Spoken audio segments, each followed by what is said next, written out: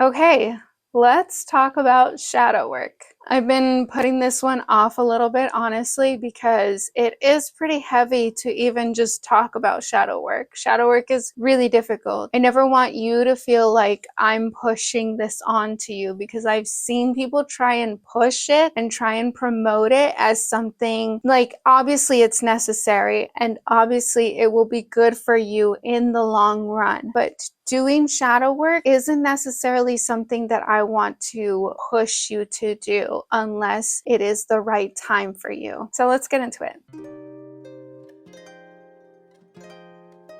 Hi, lovely witch. My name is Rosa. I'm the Divine Feminine Witch, and I help witches feel empowered through working with the goddess. And today we're talking all about shadow work. I'm going to be going over what shadow work is, why it's important, the difficulties with it, as well as my favorite ways to do shadow work that also incorporate a little witchiness. Before we get started, don't forget to like, subscribe, and hit the bell for notifications so you never miss another video. What is shadow work? Shadow work is the process of exploring and integrating the repressed or unconscious aspects of yourself, particularly the aspects that are deemed the shadow or unacceptable by our conscious ego. This involves acknowledging, understanding, and possibly healing parts of ourself that have been hidden. So the shadow self refers to the unconscious parts of our psyche that are repressed or denied.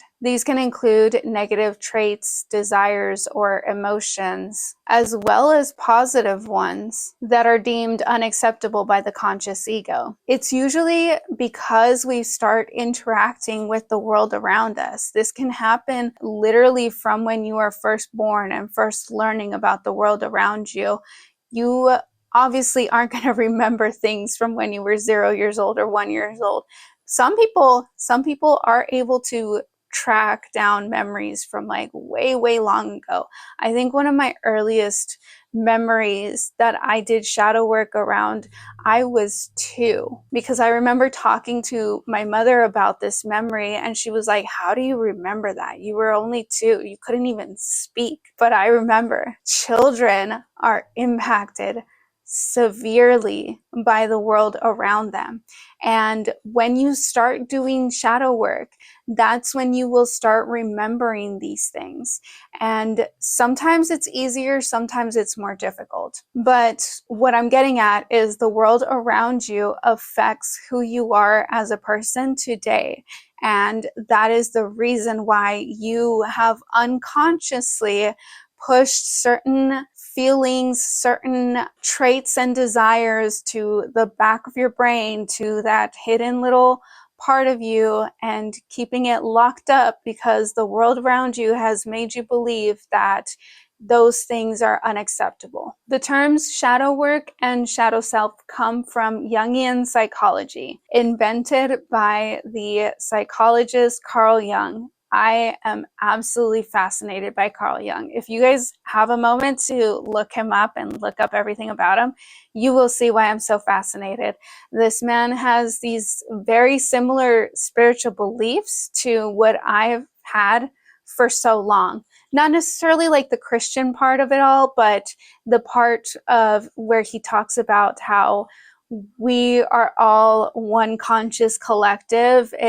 I'm not going to get too much into it here, but you should definitely look into it because it's absolutely a fascinating theory. So let's go over why it's necessary. What's so great about shadow work? Why is everybody online talking about it and promoting these shadow work journals, which personally I wouldn't buy? That's just my opinion, though. You can totally check out shadow work journals. I hear great things about them. I just don't think it's the best way to do shadow work. It also makes it seem like something glamorous and fun to do when it really isn't. The goal of shadow work is not to suppress or eliminate the shadow, but rather integrate it into the whole self. bringing the unconscious aspects to the conscious awareness. When you learn all about your shadows and you learn to embody them, embrace them, you are combining the dark side of you and the light side of you. Understanding and working with your shadow self can help you in so many ways. Sometimes you need to bring out that shadow self in order to protect yourself or to set boundaries and be firm and clear on those boundaries. This will also help you figure out your values more and understand why certain things do work for you and other things don't. Overall, it's good for personal growth. It will help you understand yourself better, your behaviors, and your interactions with other people and your relationships overall. So let's talk about the not so glamorous side of shadow work. On social media, there is a lot of heavy push on you should do shadow work, do your shadow work, and oh, have you checked out this shadow work journal? It has absolutely transformed me. You need to get it. And it's usually in order to sell you a product or a service to help you with shadow work. I'm not saying steer clear of those things. I'm just saying you should know yourself when you are ready to begin your shadow work journey. If you are still in the active process of dealing with certain traumas, if you literally just got out of a traumatic relationship, let's say, you were not quite ready to deal with that stuff. Maybe you are. Maybe some people are. Kudos to you. I know it took me a long while to be able to deal with certain traumas, certain things that were very triggering to me. And it's okay to be there too. It's okay to not want to deal with it yet, to go and do things that make you feel good. And once you're ready to go through the shadow work, you will know. Your body will just let you know. It will feel calm. Your nervous system will feel calm, and it will feel ready to embrace certain things, because sometimes shadow work is not so pretty. Actually, it's never pretty. It's never pretty.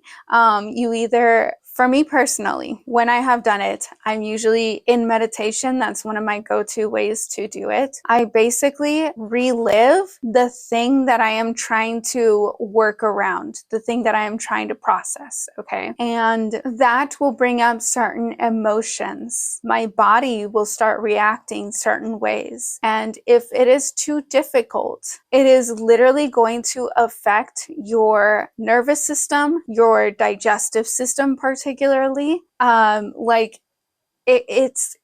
really trying to be as demure as possible about this. When you can't release the emotions, your body will find other ways to release, okay? Take that however you want. So yeah, shadow work is not pretty. It's necessary and it's beneficial, but do it when you feel ready to do it. It's also painful. How do I describe it? There was a time when I was doing my chakra meditation. I basically check in with my 7 main chakras and I make sure that there's nothing blocking them. That's one way to do shadow work, by the way. As you're doing the meditation, you will feel like a blockage, like something is not letting you move past that chakra onto the next, move your energy onto the next, if that makes sense. I can do a whole other video on chakras if you want. For me, it was my heart chakra. It felt very, very painful right here. Like pins and needles were literally stabbing me. And I was struggling to breathe when this happened. And so I was trying to really process that. And then certain memories came to the front of my brain. And so I let myself go through that memory, process it, and understand why this was coming up. As I was doing that, I figured out why. And I pictured myself, my older version of myself, going back in time and talking to that child version of myself and telling her that it was okay to feel the way that she was feeling. And that the moment that happened, I felt this release here. It hurt, but I felt a release and relief after the fact. Then I look in the mirror and I noticed I was crying this whole time. I didn't even know I was crying because I was focused so much on the feeling that I was feeling right here in my chest. So yeah, it's difficult.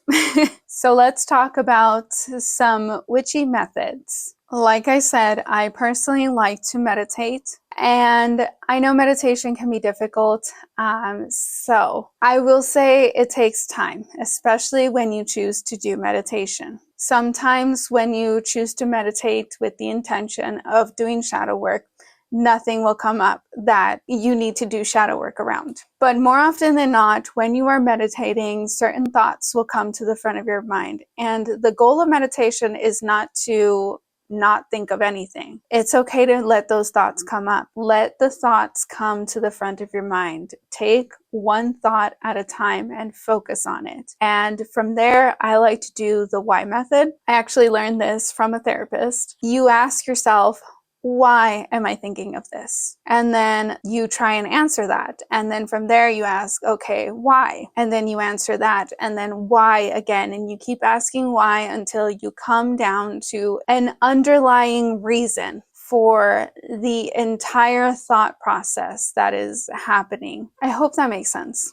You could do the same thing journaling. Just start journaling about how you are feeling, or maybe something that you felt earlier in the day. Personally, when I feel an uncomfortable feeling and I can't understand why I'm feeling that way, I usually like to go on my phone and just write it down on my notes app. I'll just write it down and then I'll come back to it later when I am ready to do shadow work. And then I write down that feeling that I had that day, and I try and recall why I was having that feeling, and then I go again and keep asking myself why until I come down to a definitive understanding. By the way, therapy is also really great. If you feel like you really need help to be able to do shadow work, please see a therapist. There are so many ways to find free resources to do therapy, and I really highly encourage you to try it out. I know it can be difficult and sometimes it might take a while for you to find the right therapist for you, but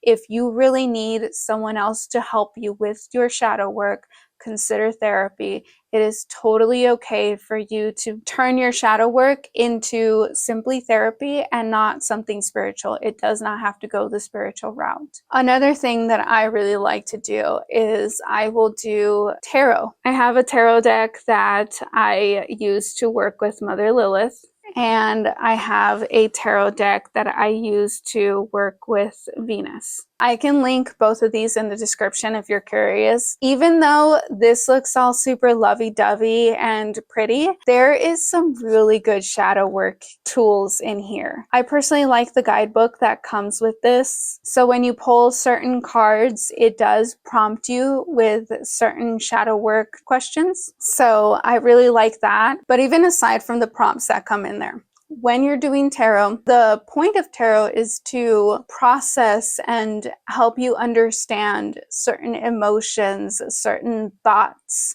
and certain situations that you are going through. And so that is a great way to do shadow work. When I'm doing my tarot session, I also use a pendulum to confirm what I am understanding, if that is what the goddesses are trying to get me to reflect on or think about. And then I will journal about my tarot session, and that is a good way in itself to do shadow work. Doing any kind of spell work, honestly, can help you do some shadow work. I don't know about you, but when I personally do certain spells, especially when it's healing spells or even justice spells, after I am done with the spell or while my candle is still burning, I will go and journal about, first of all, every emotion that came up when I was doing the whole spell, and everything that continues to come up as I am writing things down. I also write down why I'm doing this spell, and all of that right there can help me further understand. And again, going back to the why method, okay, but why did I do this? Why did I feel that way? And answer those questions. And that right there will help you figure out those underlying thoughts, those repressed emotions or desires or traits. It will help understand why those are there, why those are repressed. And then another good thing to do is to go to astrology. There are several points that are connected to Lilith. There is the Black Moon Lilith, which is the most popular one. There is an asteroid Lilith, and there's a few others. I can't think of them right now. It's been a long day. I actually have a blog post that helps you look up all your Lilith placements, or the most prominent ones. All of your Lilith placements are referring to your shadow aspects. Your Black Moon Lilith is the most popular one because that is the most easiest to understand, and also it definitely highlights a lot about your shadow self. Lilith in astrology is essentially your shadow self. When you learn to embrace your Lilith, your dark feminine, that is when you help become more whole and you help yourself become more empowered. So when you look up these shadow points in your birth chart, you can then try and understand these characteristics, and you can journal about it again, or meditate on it, or do tarot on it. Okay, that is all I have for you today. Hopefully that was helpful. Let me know in the comments if you've tried any of these shadow work strategies, or if you have any others that you'd like to share with other people. I'd love to hear about it. Don't forget to like, subscribe, and share this video with somebody you think might benefit. And thanks for watching.